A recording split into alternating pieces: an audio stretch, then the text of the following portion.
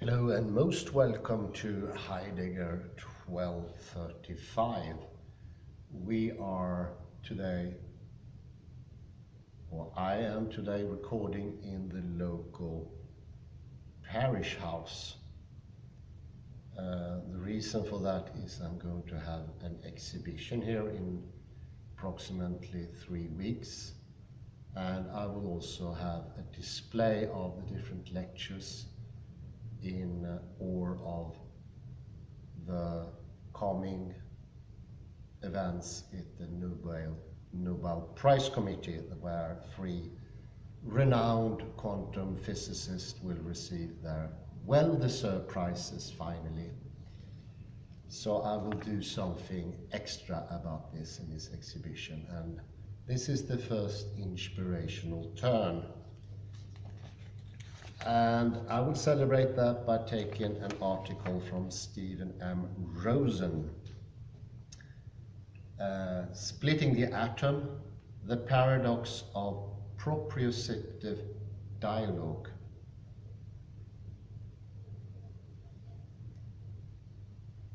The august master of the center, dwelling at the point of the splitting of the unitary energy of life, can be said to wield a divine sword which slices that energy into its 2 manifestations and thereby creates polarity. This deity, however, is the consummate swordsman, although cutting into 2, does so with such speed and precision that the fluid of life continues to flow between the 2 resulting halves. They therefore remain continuous and intertwined.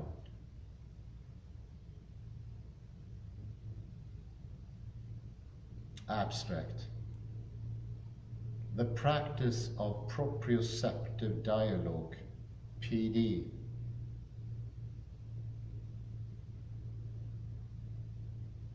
was inspired by physicist, philosopher David Bohm's proposal for a new form of discourse that could address the crisis in communication evident on all levels of society.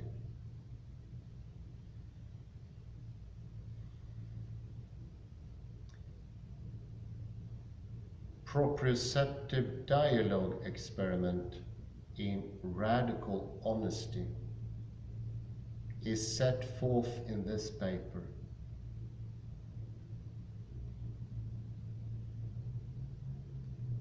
After defining proprioception and describing the group process associated with it, I bring to light the underlying nature of dialogical interaction by comparing it with conventional discourse.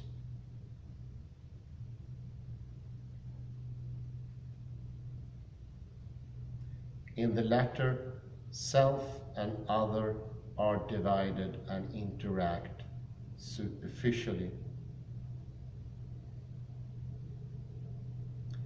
In a mechanical space of continuous speech. By contrast, PD involves proprioceptive acts of concrete self-awareness, wherein participants split the atom, opening themselves up to each other so as to establish a space of intimate exchange.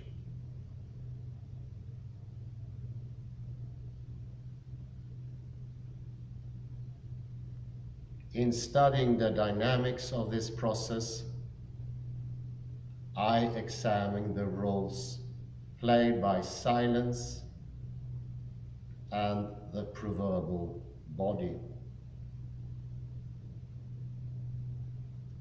or the preverbal body.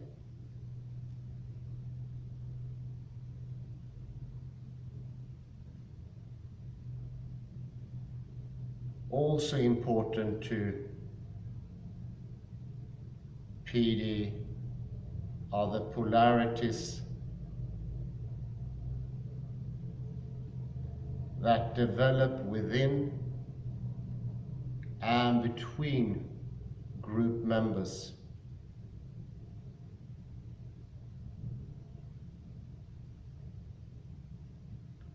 The oppositional tensions that arise must consciously be held in order to release intrapsychic and interpsychic energies that advance the creative exploration of the group.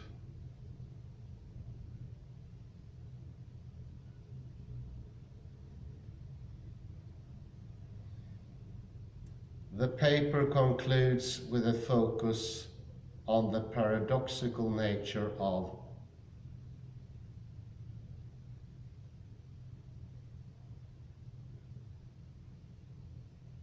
PD.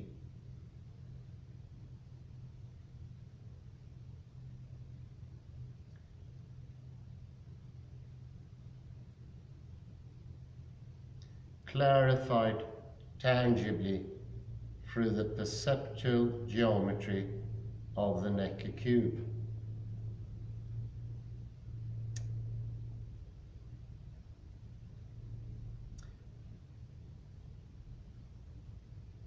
Introduction. The world needs dialogue. So proclaim Cliff Panwell and Peter Garrett in the title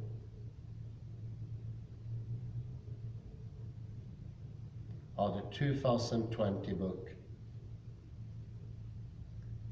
The kind of dialogue they are referring to was spearheaded in the 1980s by the physicist and philosopher David Bohm. In his writings, Bohm expressed his deep concern over the growing fragmentation in our culture.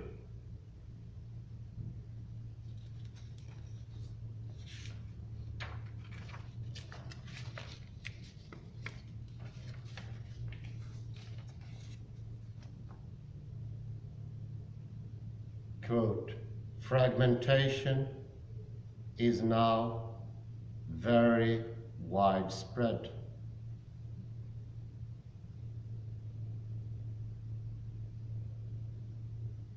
Not only throughout society, but also in each individual. Bohm came to believe that the fracturing of social relations might begin to be addressed if we could somehow learn to communicate with each other in a less guarded, more transparent and receptive way.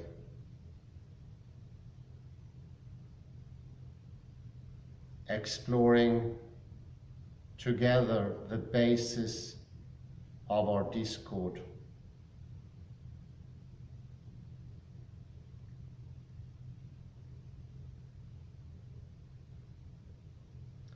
What evolved from considering this possibility was a group practice that has come to be known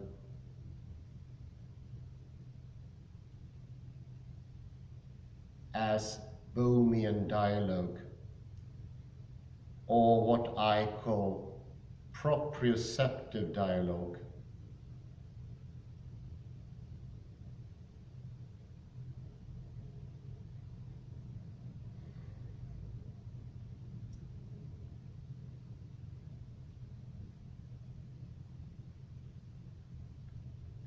Etymologically, the term proprioception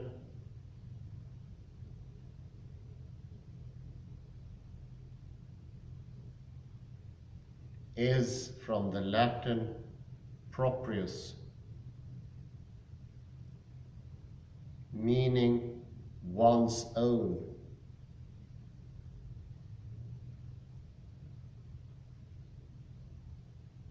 And capere, to take, literally, then proprioception means taking one's own.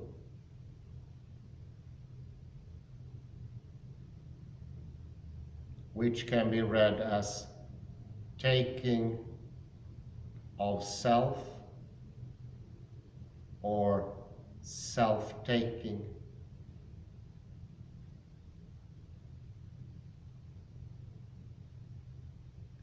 In physiology,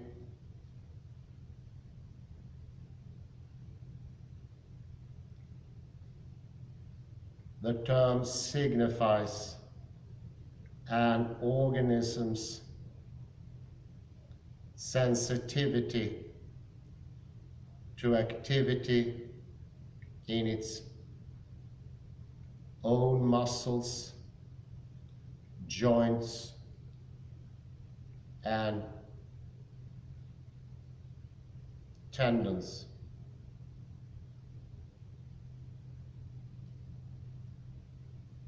But Bohm spoke of the need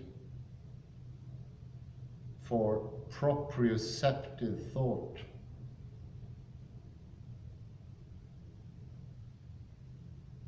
which he viewed as a meditative act wherein consciousness becomes aware of its own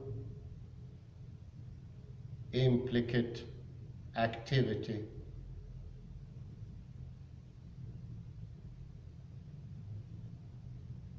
In which its content originates.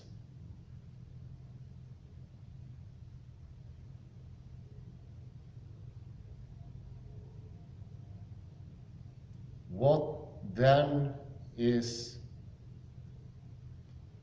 Bohemian or proprioceptive dialogue?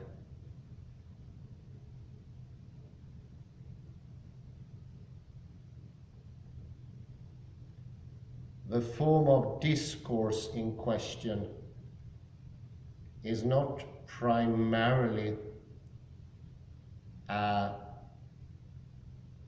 discussion of concepts or forum for exchanging ideas.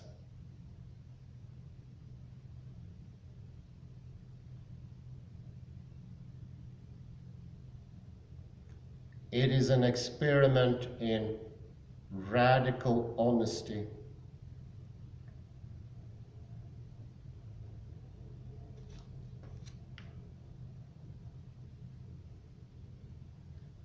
In which participants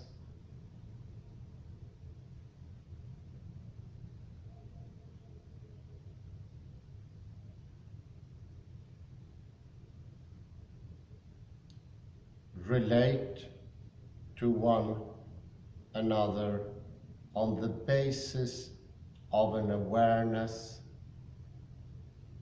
of and willingness to share their hidden agendas.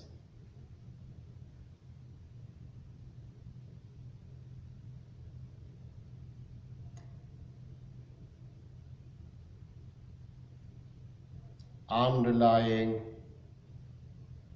assumptions and motives, feelings and projection, defensive maneuvering, etc.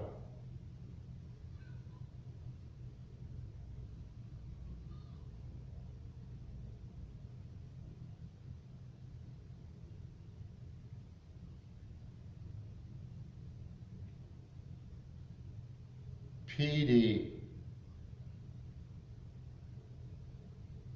requires that we relate to each other by moving in the opposite direction from the one in which conventional discourse takes place.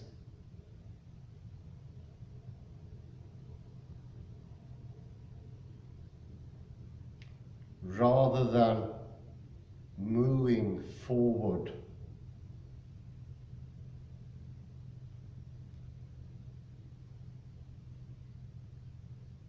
moving out to you authoritatively, advancing my position on whatever we are discussing by simply and directly presenting it to you.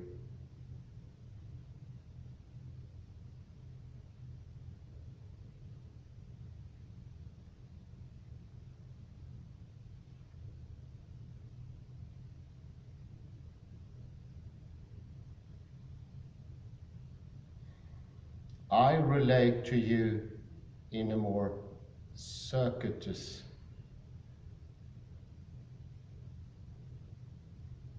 reflexive way.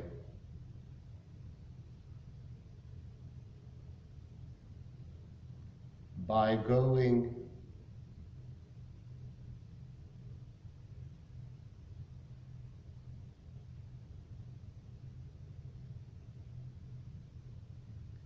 proprioceptively backward into myself.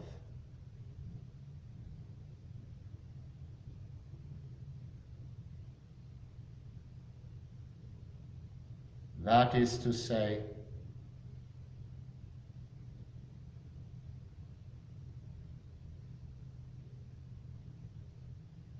in PD, I relate to you through a bodily sense of my own process of relating.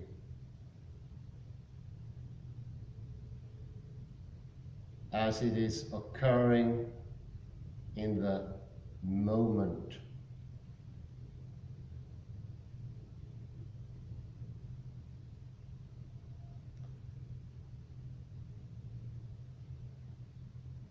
Just as I can obtain a proprioceptive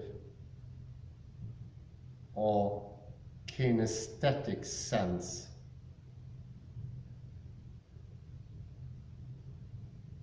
of the muscular activity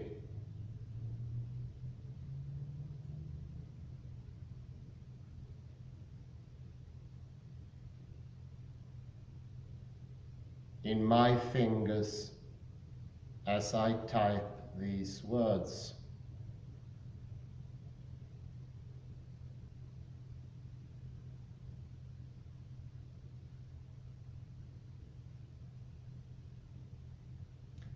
I should also be able to obtain not as easily to be sure. A sense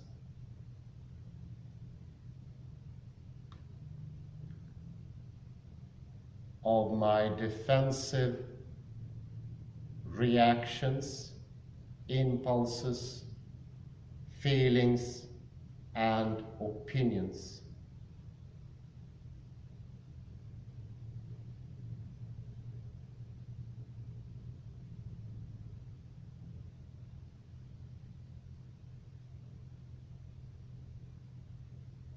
Sensing them in this manner,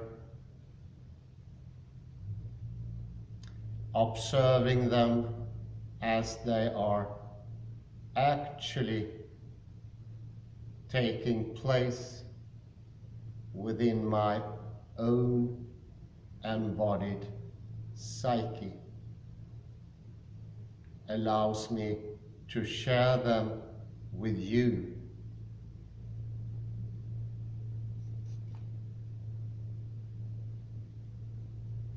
And have them be reflected back to you.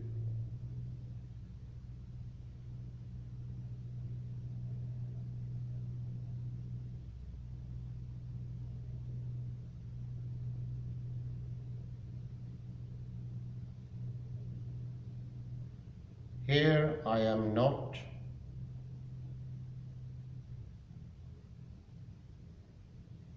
just presenting an abstract content,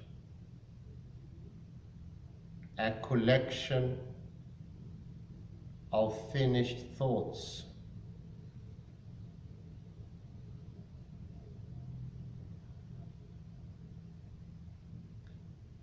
Instead, I am disclosing to myself and to you the thinking and feeling and sensing process that lies behind the finished products.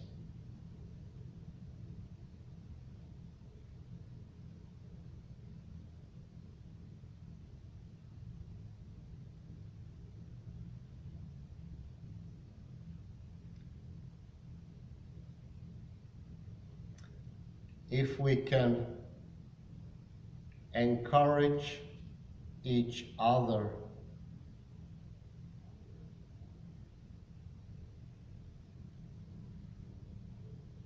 to relate in this way, it should allow us to see behind the scenes,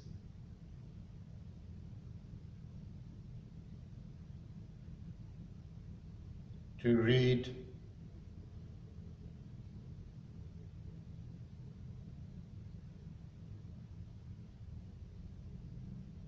the subtext of our discourse, to make transparent the core motives and concealed agendas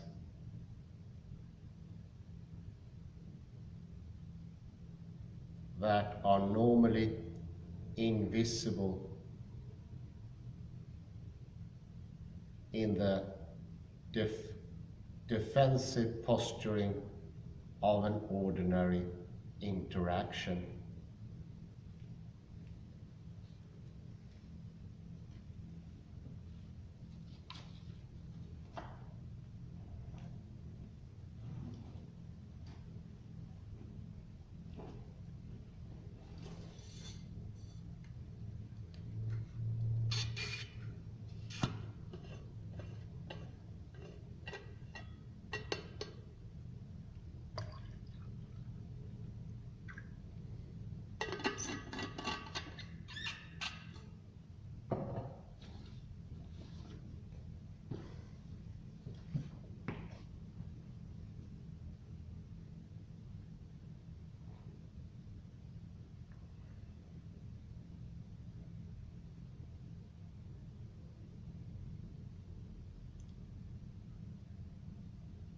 This is so good, I have to reread it.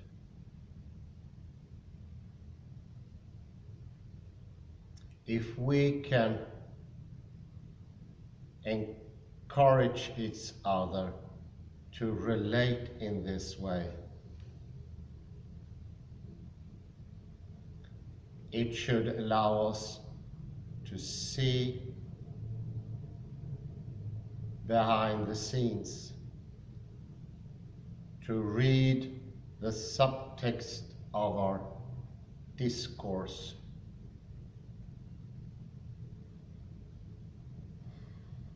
to make transparent the core motifs and concealed agendas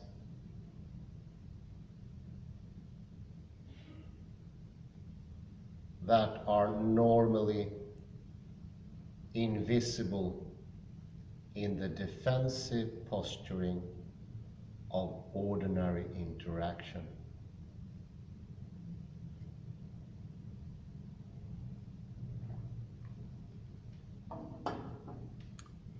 From the days of René Descartes, we assume thinking and the content of thinking to be the very same thing. And I think that this lies in the core of dualism. This is the very foundation.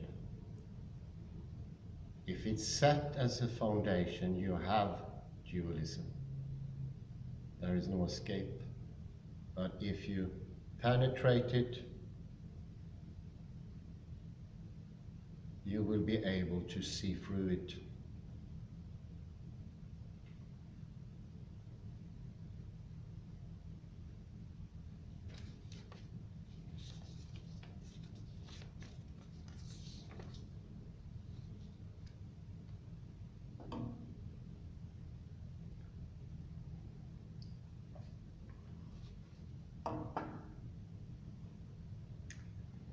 Over the past 3 decades, I have been actively engaged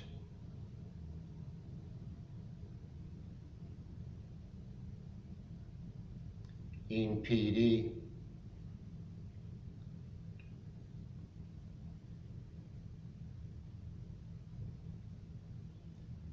During that same period of time, and in the 20 years that preceded it,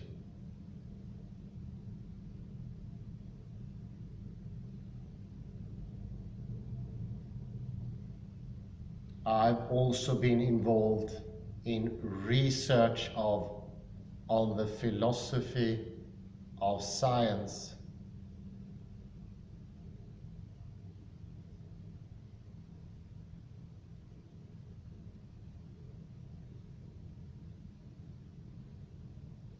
And in particular on subjects, objects, and the space in which they interact.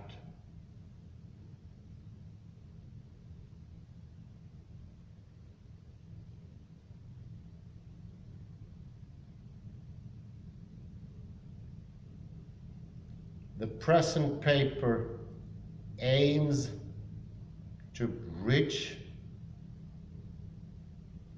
the practice of dialogue and the philosophy of interaction by exploring the underlying nature of dialogical interaction.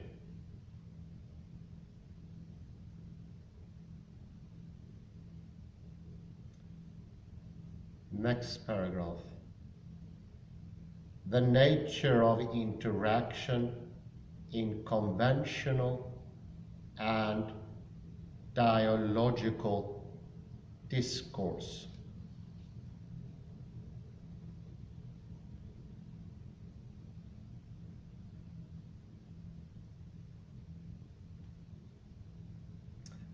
the cultural renaissance that began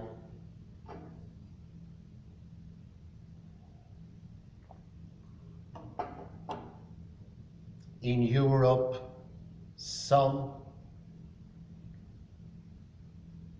700 years ago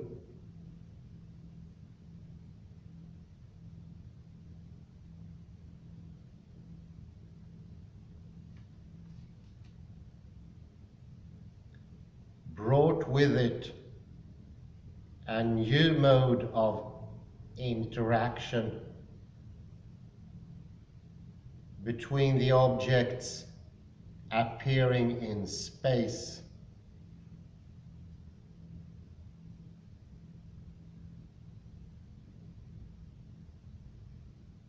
and the subject before whom they were cast.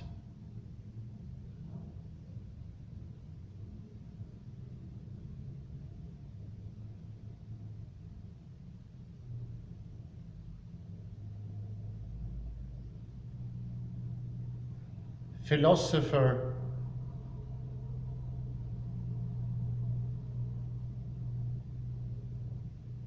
noted that prior to the Renaissance,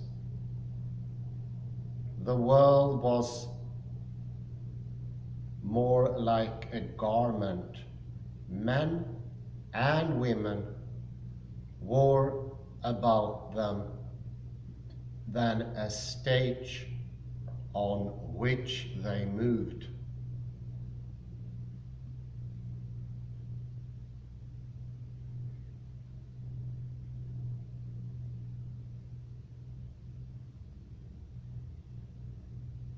Compared with us, they felt themselves and the objects around them, and the words that express those objects,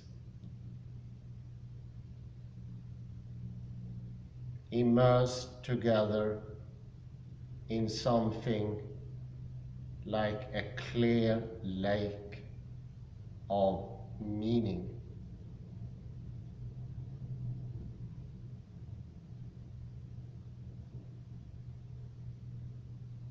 This is surely not to say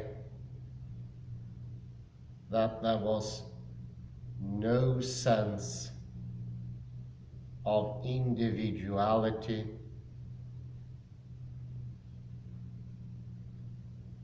in the medieval and ancient worlds that preceded the Renaissance.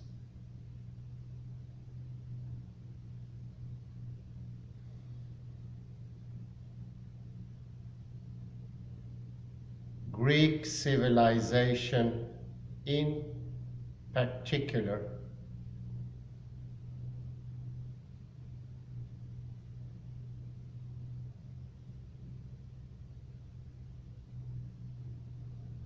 with its introduction of philosophical reflectiveness clearly did much to advance the growth of individual awareness.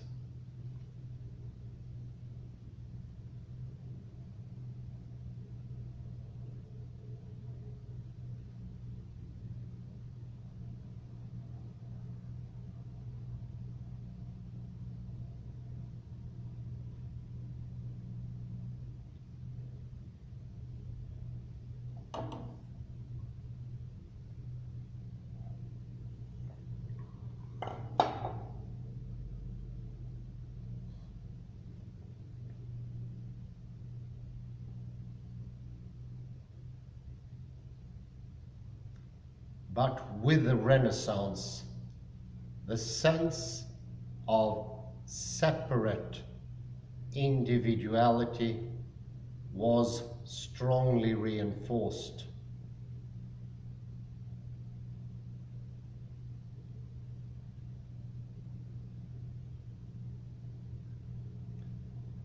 human beings now emerged as subjects who were detached from the objects appearing before them,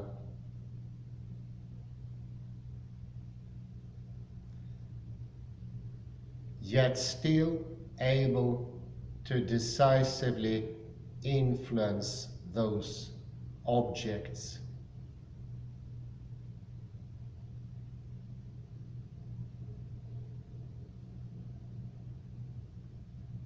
Be they objects of nature or other human beings,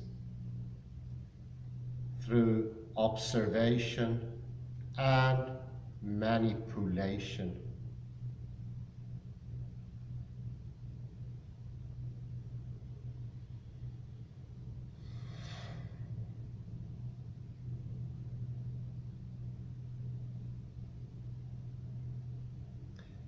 And essential to this novel manner of interacting was the continuity of the space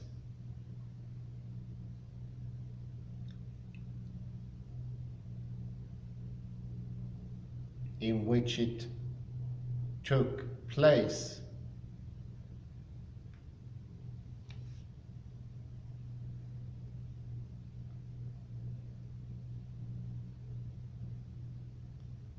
The ascendant paradigm is best exemplified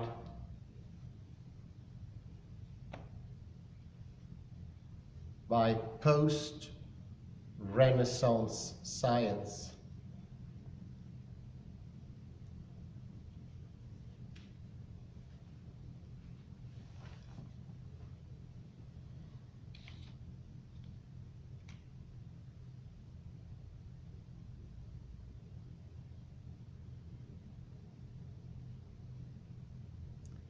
In the aftermath of the Renaissance, science came to be regarded as a purely objective enterprise.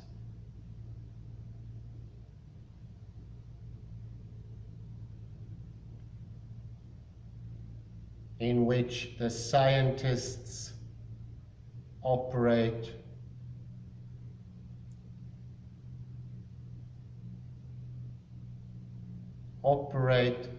with a cool detachment from what he or she is observing, so as to measure and analyze the phenomenon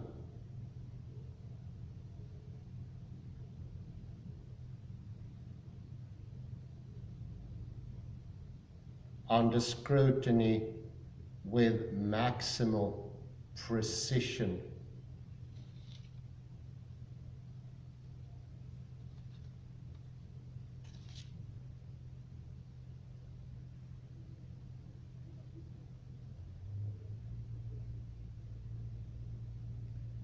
The spatial context in which scientific observations were made had to be a continuum. There could be no gaps or holes in this space.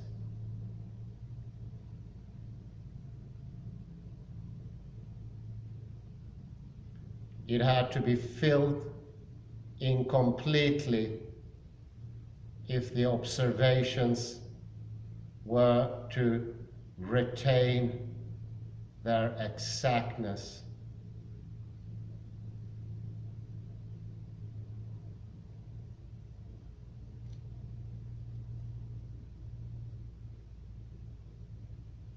while a scientific method may be the prime example of the post-Renaissance modus operandi,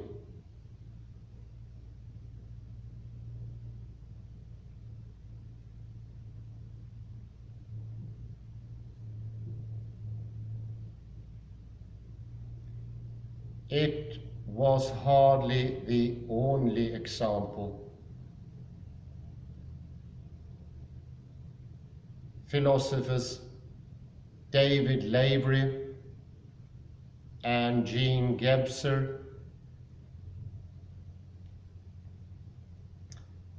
pointed to the 15th century introduction of perspective in art as indicating a basic alteration of perception.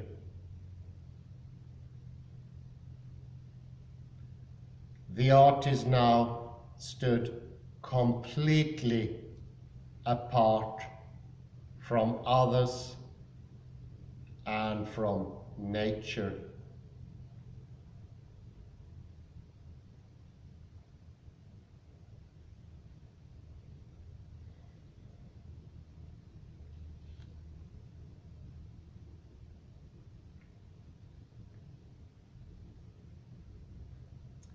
Observing them at a distance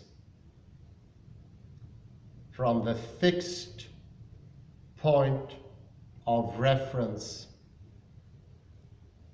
inside his head,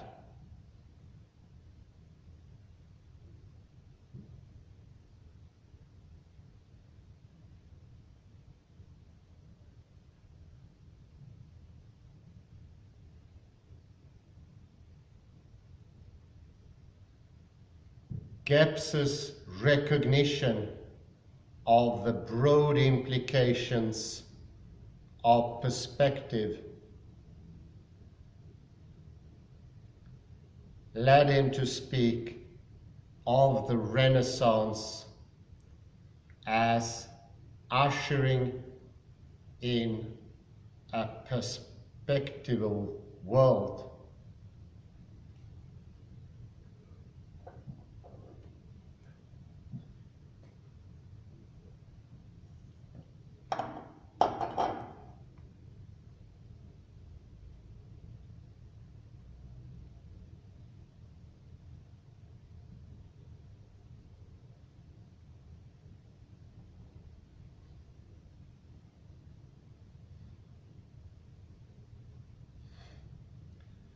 One involving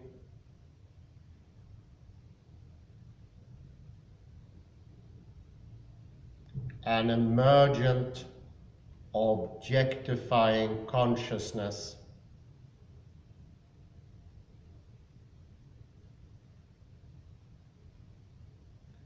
with a heightening of awareness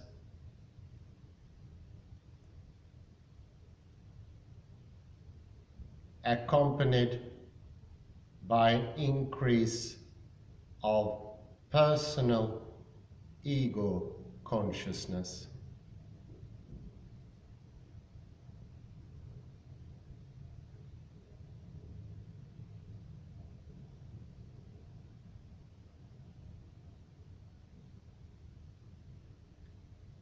Correlated developments in the field of written expressions have been examined by language theorist Walter Ong. Ong particularly stressed the far-reaching impact on consciousness of the advent of print.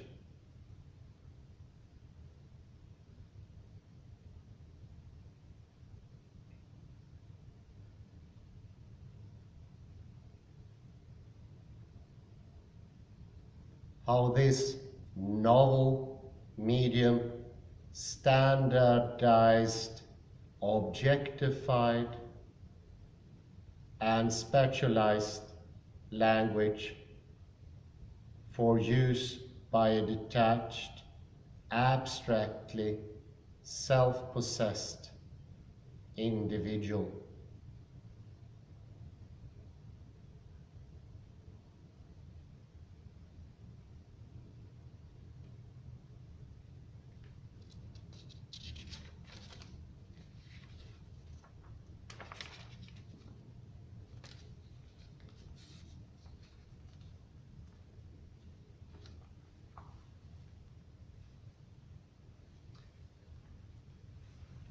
Given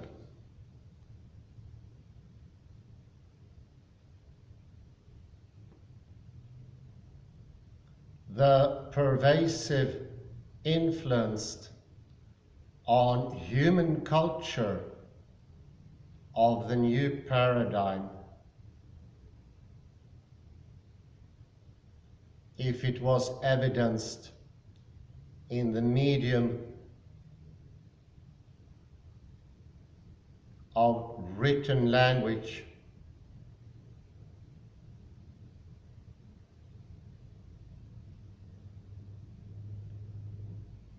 we could well expect that it would have a similar effect on the spoken word and spoken discourse.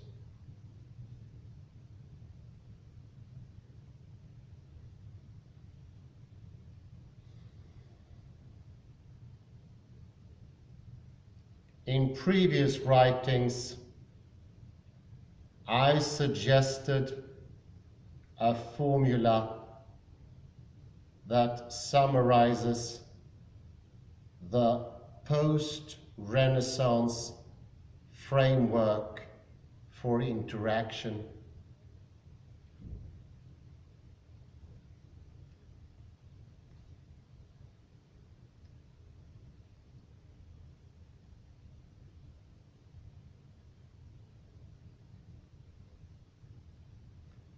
Object in space before subject.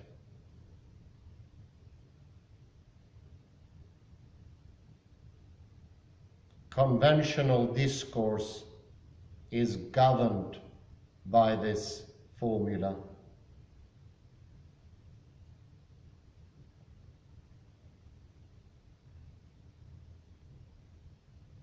Each speaker is a self-contained subject.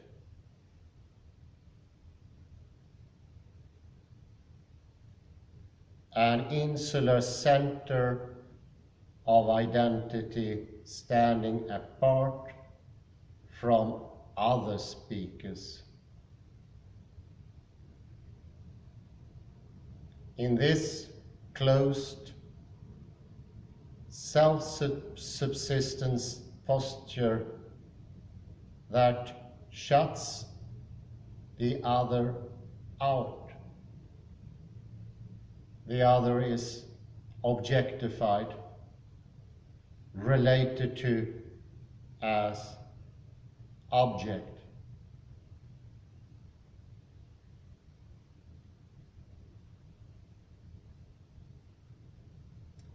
This leads to a communication that tends to be mechanical and superficial.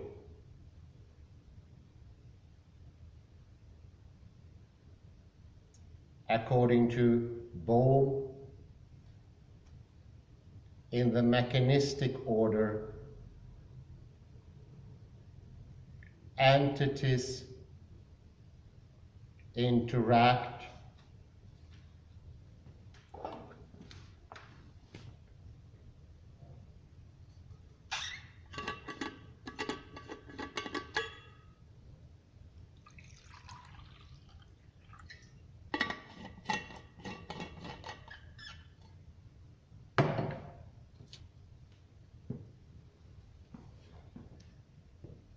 in the mechanistic order entities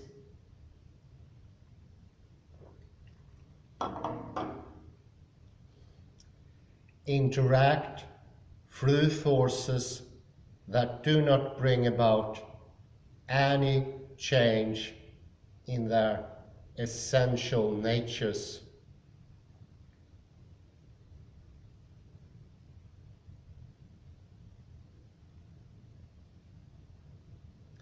They interact only through some kind of external contact.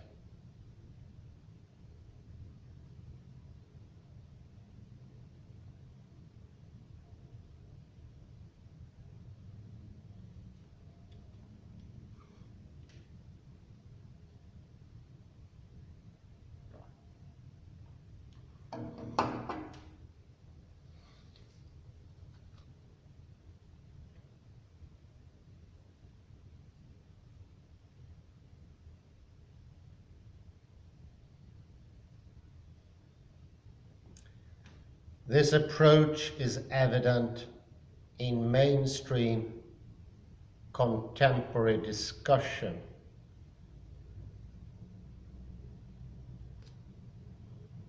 With each participant holding firmly to his or her basic position, contact with others can only be surface to surface.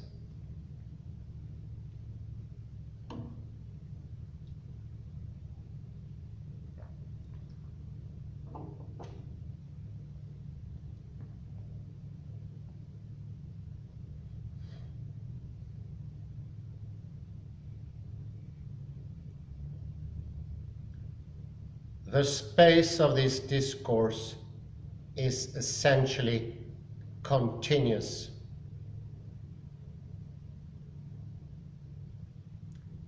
Everyday conversation typically entails an unbroken stream of verbiage.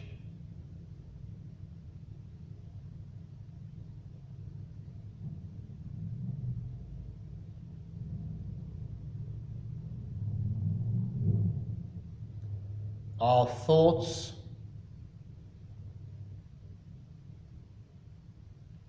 and speech race ahead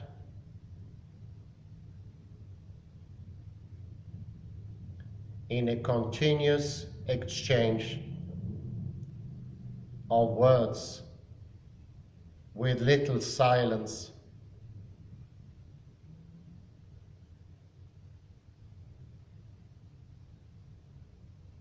In fact, nowadays,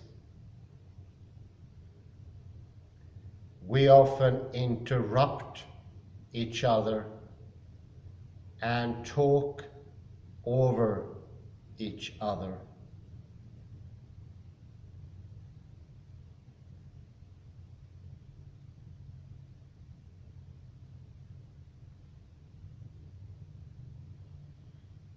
What is important to us is the content of the words, and any brief silences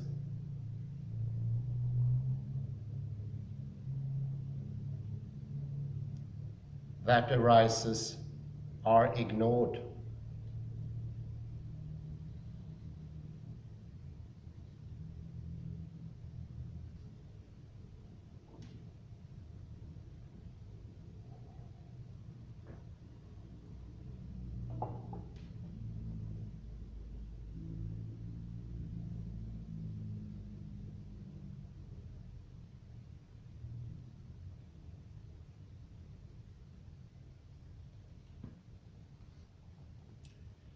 Proprioceptive dialogue poses a challenge to mechanical communication.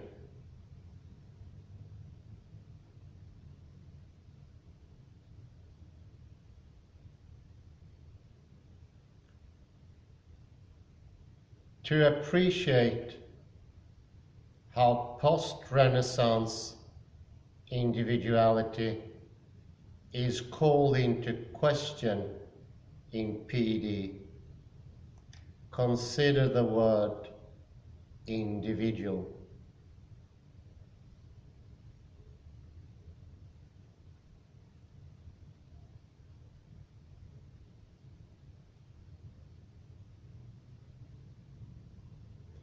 This term derives from the Latin individus, indivisible, not capable of being divided.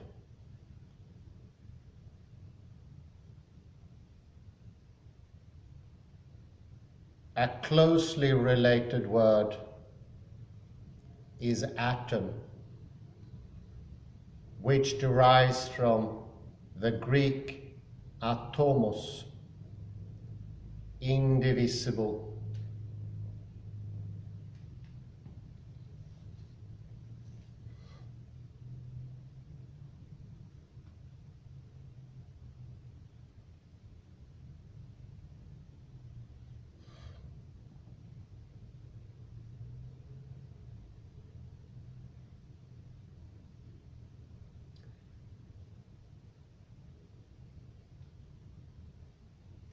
The atomic core of the contemporary individual is armored so heavily that it appears indivisible.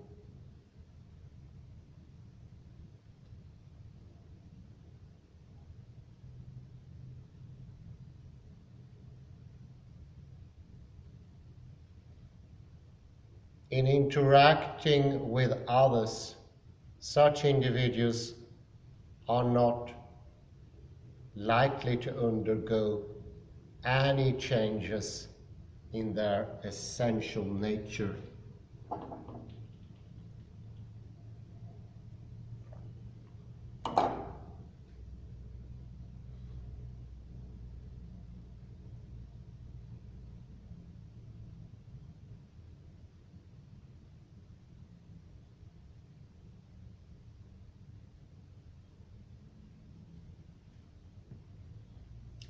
These mechanical exchanges are indeed surface to surface, not core to core.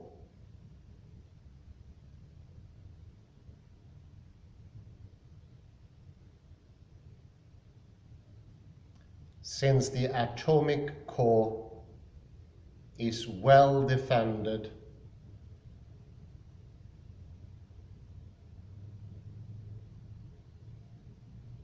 against outside influences.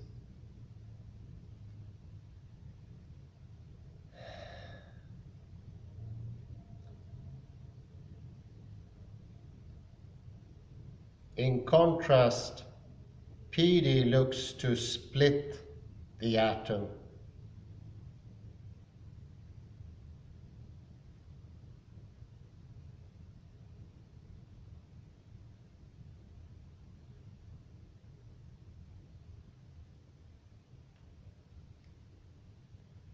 In the proprioceptive movement back into myself, I penetrate my own core.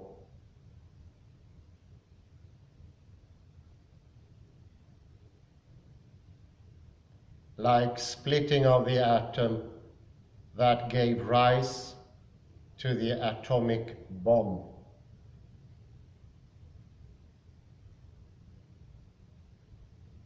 A colossal amount of energy can be released by this self-penetration,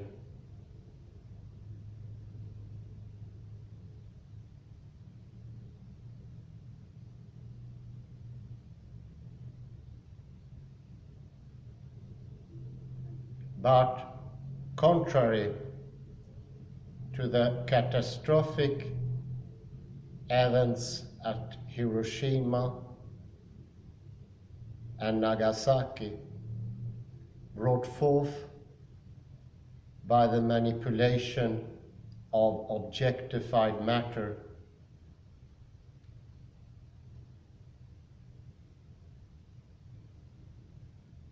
PD's release of energy can be constructive,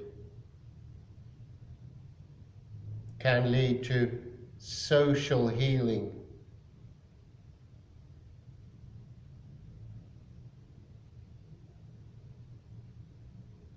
and wholeness.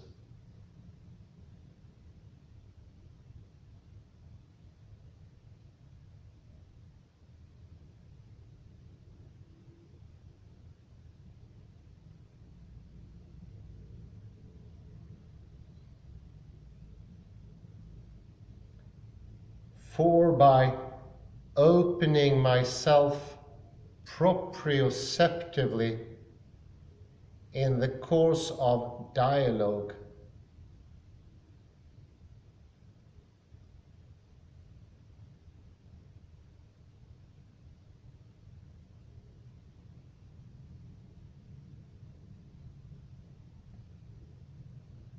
I am opening myself to the other without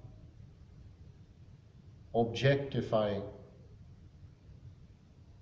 as happens in the posture of defensive self-concealment.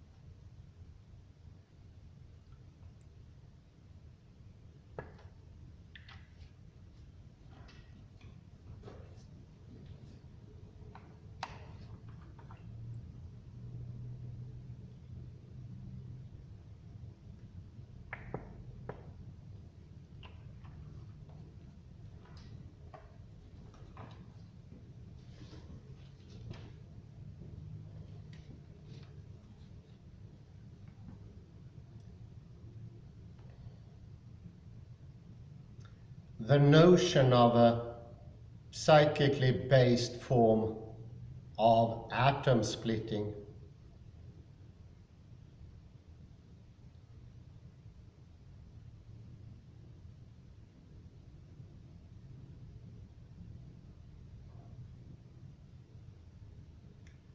in her writing on David Bohm, philosopher René Weber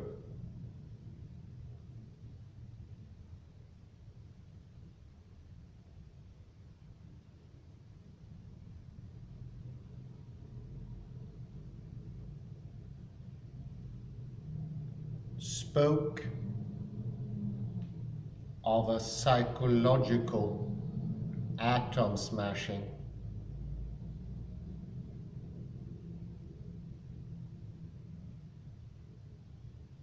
Suggesting the analogy of the atom with thought.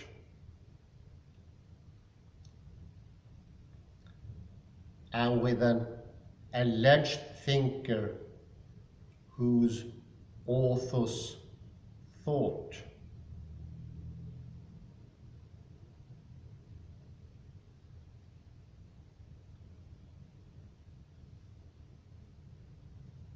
In our terms, the thinker in question is the post-Renaissance ego.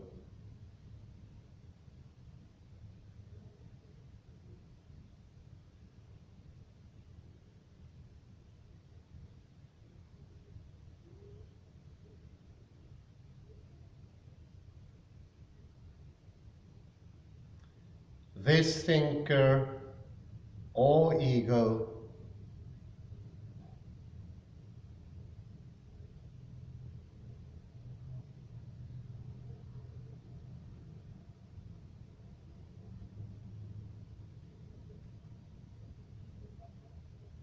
mistakenly believing itself autonomous and irreducible, requires and hence squanders vast amounts of cosmic energy on this illusion.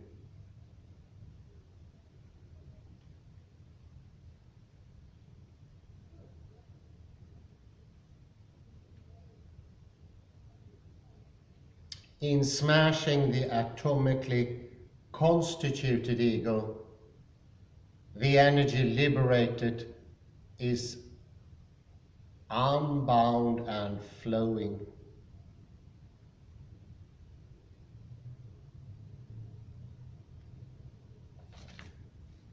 Characterized by wholeness and the force of compassion. Weber described this universal energy as an energy of love.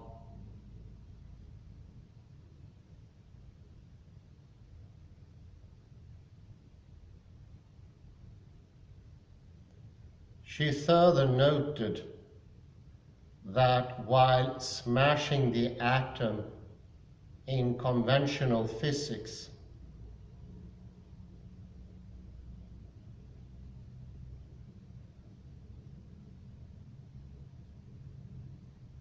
is a dualistic enterprise, maintaining the division between subject and object.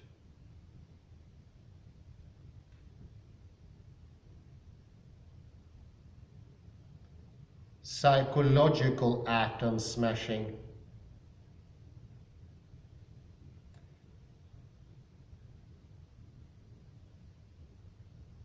necessarily involves the operator or the experimenter himself.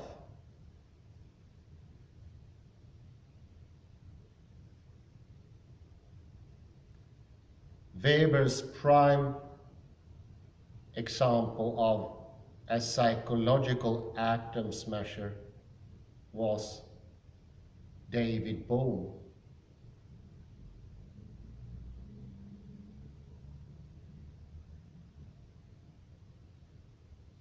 In Weber's 1978 subsequent interview with Bohm, the analogy between thinker and atom was carried forward.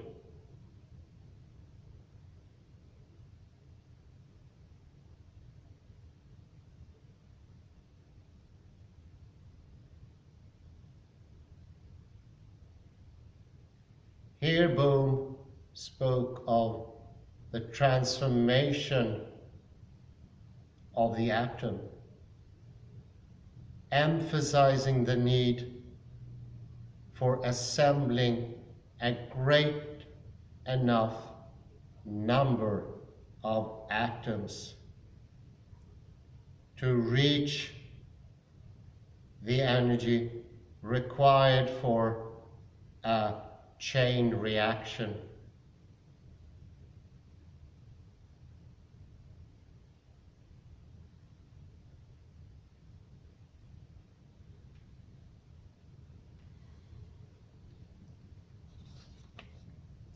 So Stephen M Rosen here shows how perceiving of a mechanistic world is always an experience, and it is the modern experience. This is how all of us understands and perceive the world. This is individualistic perceiving. We embody this. This is what we experience. It is not a viewpoint, it is not an ideology / philosophy, or even a stance. We are it. We are the Newtonian mechanistic world. This is what we are.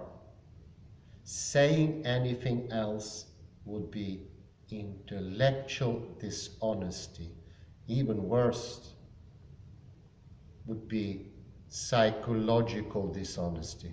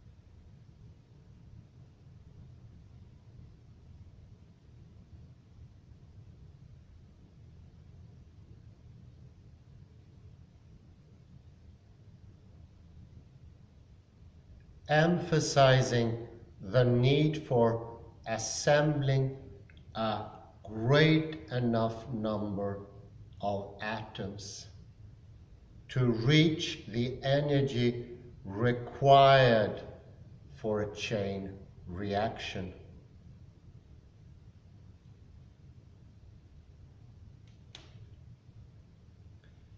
Bohm believed that a psychic transformation of this kind would change the consciousness of mankind.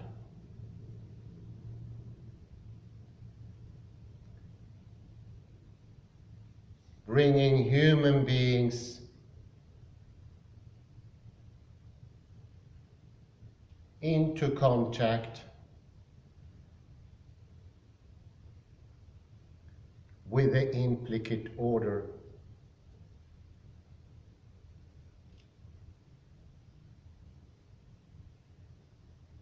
But he proposed that no single individual is capable of attaining the requisite level of energy.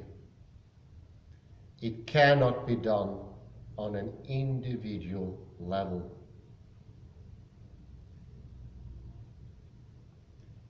What is needed are a number of individuals who are in close relation and who have gone through this transformative process on their own, though at lower levels of energy. If you had as many as 10 people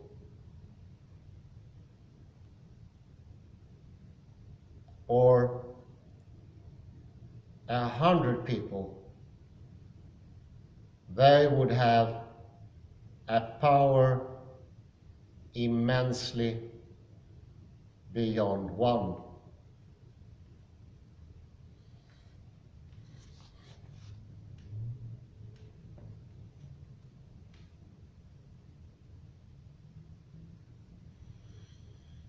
With this 1978 remark, Bohm foreshadow that dialogue movement that was to gain momentum in coming decades.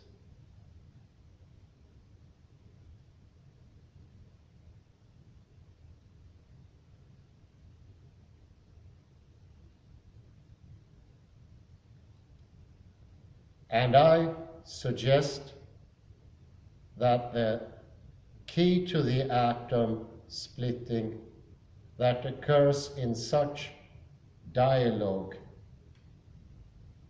groups is proprioception.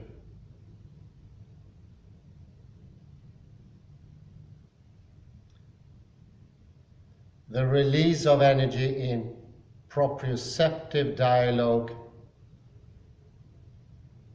and its consequences will be considered in detail in the next section.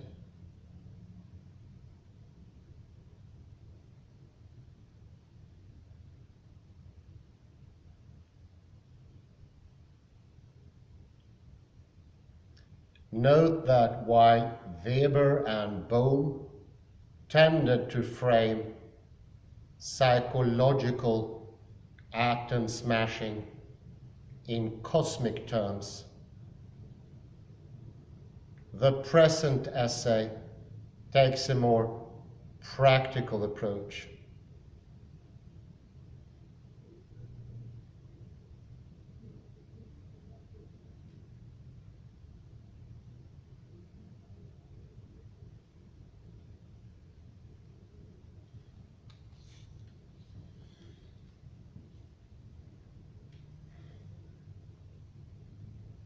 Now, when I interact with others in ordinary discourse,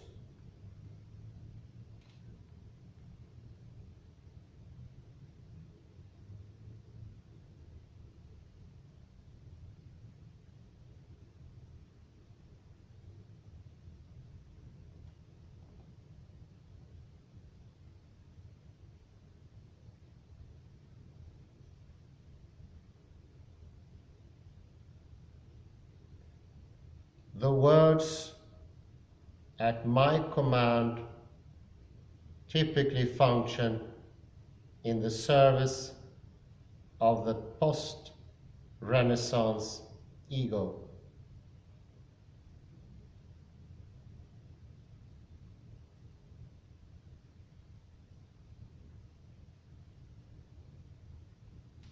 It is my determined use of language and speech that provides my ego's armoring.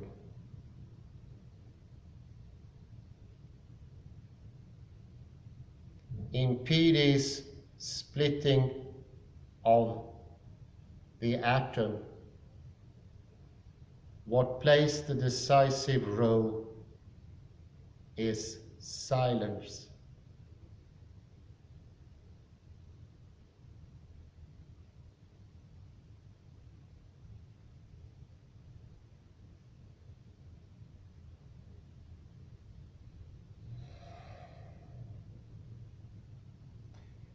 In what specific sense is silence essential to PD?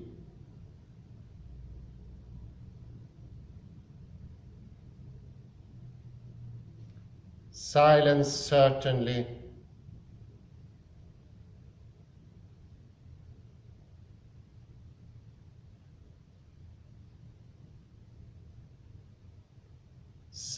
certainly has its practical advantages in a dialogue meeting.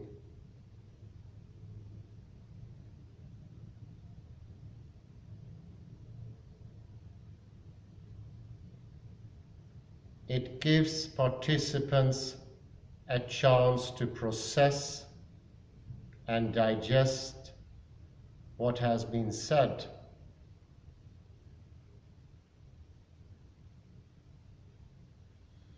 Provides opportunities for less loquacious individuals to be heard.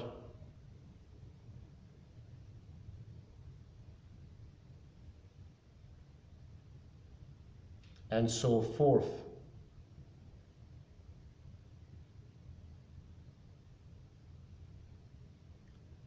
But in PD,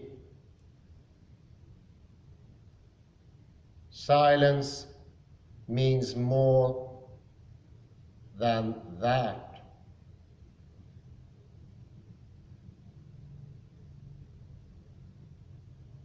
It is not limited to a cessation of audible speech, in which the stream of verbiage can nonetheless continue inwardly. And I think this is a master point by M Rosen here. When we remain silent today, the dialogue continues within. There is literally no silence anymore.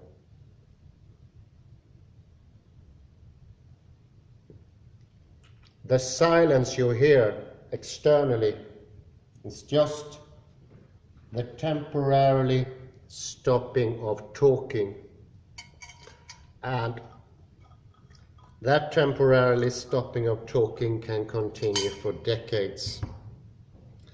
It will not change the inward dialogue from going.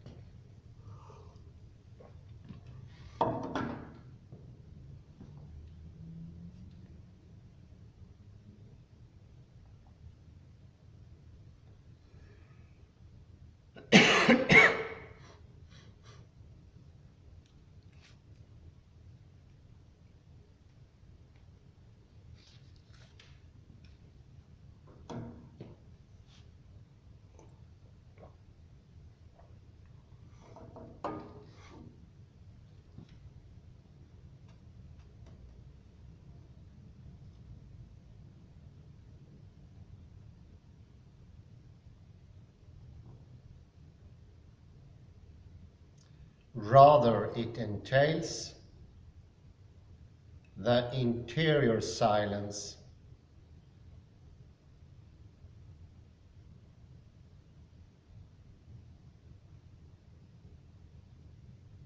that comes from shifting one's attention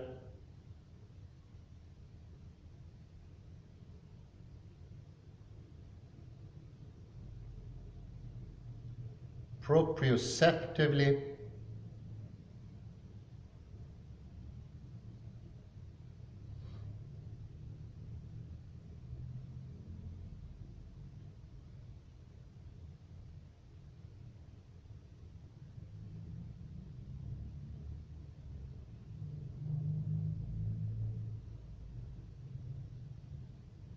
to the non-verbal concomitants of one's verbal narrative.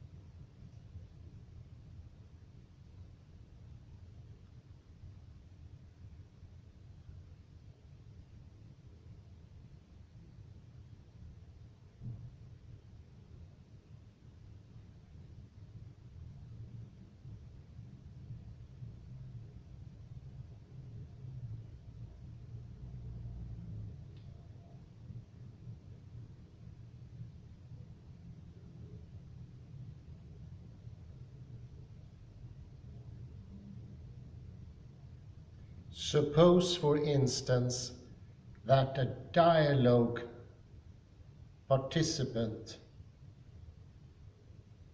says something that stirs me up so that a cascade of angry thoughts and words are inwardly unleashed.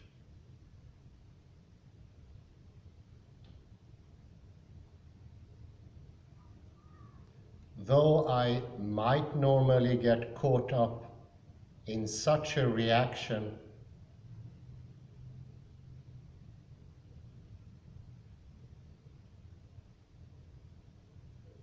in PD I bring my attention of the wordless workings of the body that accompany the irate words. My jaw clenches, perhaps. I fidget uncomfortably. My posture stiffens. My palms and front head sweats.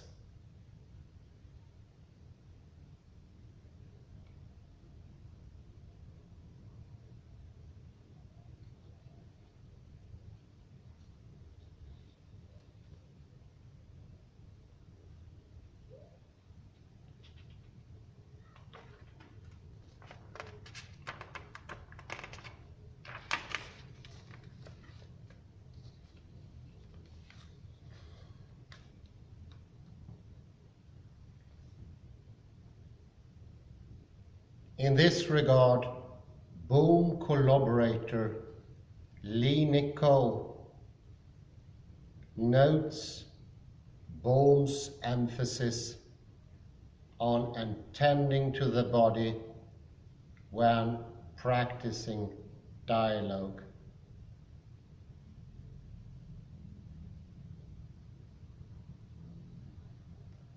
So that dialogue does not just become an intellectual exercise. According to Nicol, quote,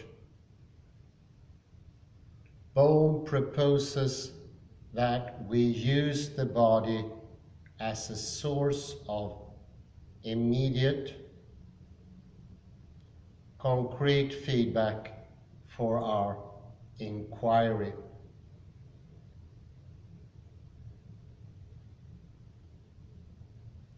He suggested that we expand our attention,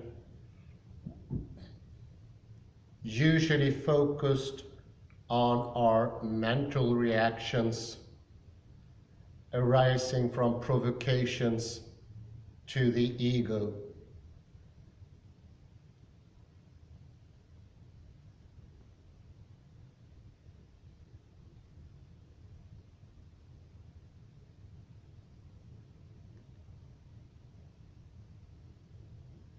Would like to imagine closed, sustained attention to the body, alerts to signals like those mentioned above, makes it difficult to maintain the habit of obscuring the actual nature of our experience.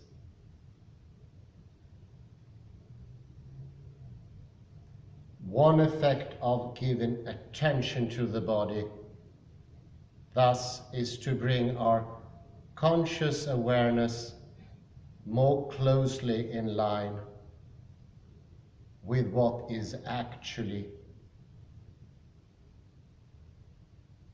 occurring.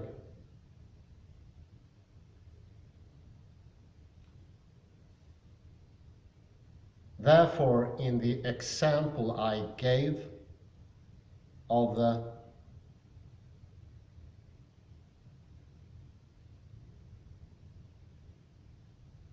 the physiological reactions accompanying my angry response to words spoken in dialogue. Tense jaw, sweaty palms, nervous fidgeting. My preverbal body might be telling me that the other's words, in fact, feel threatening to me.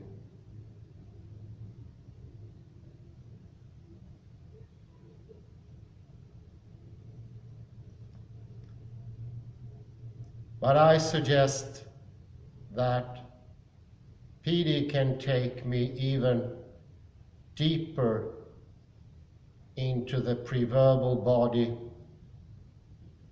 and in so doing, further enhance my sense of what is actually happening within me and between us.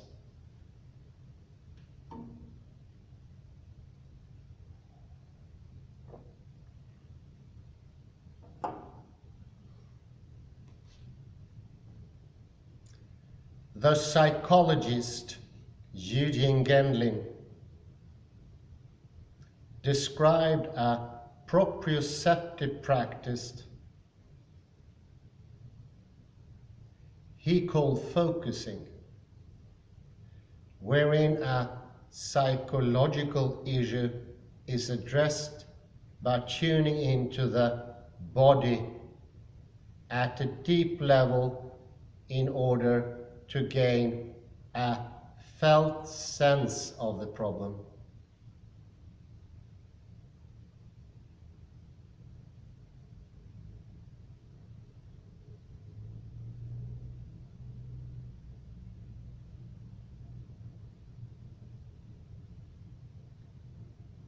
Applied to the proprioceptive dialogue, group members can use focusing in relating to each other.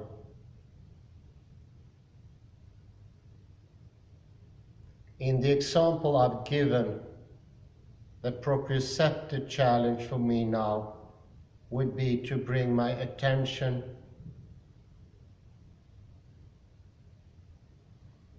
from those angry words and associated bodily reactions still further down into the core of my body for a sense of their somatic base.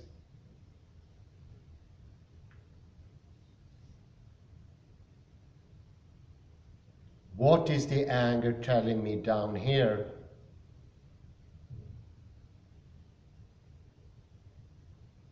Pay attention inwardly.